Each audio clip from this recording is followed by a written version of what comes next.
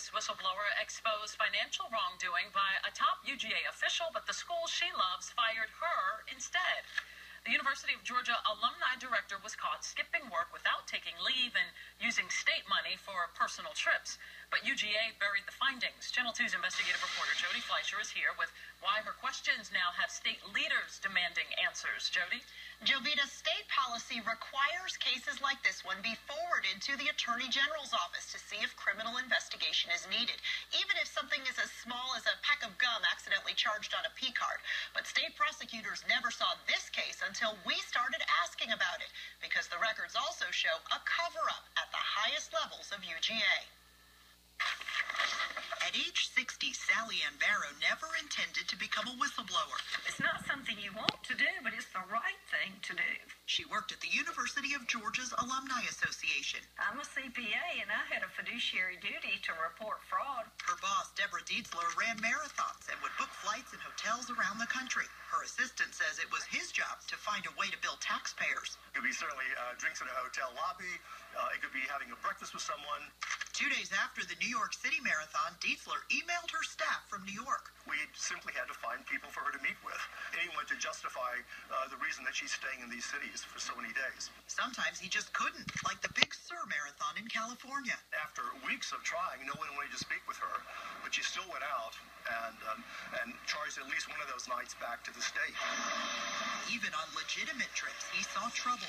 In Philly, Dietzler had him cancel her reservation at the conference hotel for $176 a night and rebook down the street where she could earn points for $311 a night. There's a state allowance for per diems. Oftentimes I had to fabricate this information just to justify it. I think that's terrible. I think that's corruption. The UGA Fraud Committee thought so too, recommending the university not renew Dietzler's contract. This report cites misrepresentation of facts, an abuse of authority by Ms. Dietzler, and even possible criminal penalties. Emails show the report made it to the university president, but no further. The report was not to necessarily become a permanent record. Tom Landrum was Dietzler's boss. I really do not feel the university covered it up. I feel like the university followed its own process. If they didn't report it to the Board of Regents or the Attorney General, they didn't follow their own process.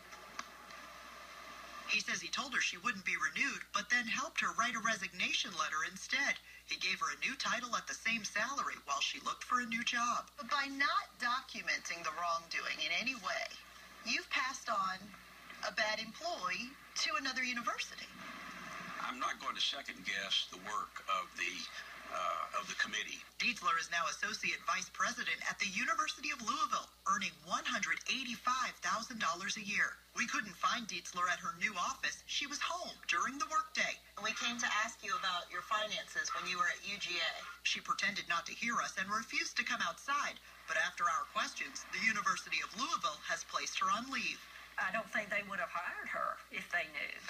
But Sally Ann didn't get a thank you from UGA. She got fired later that year. It was as if I had given them a black eye that they wanted to cover up. The auditor who made that report did not document all of the details or dollar amounts for each incident. We tried to do that, but UGA has repeatedly stonewalled our requests for hundreds of emails and travel documents. We requested them this past summer.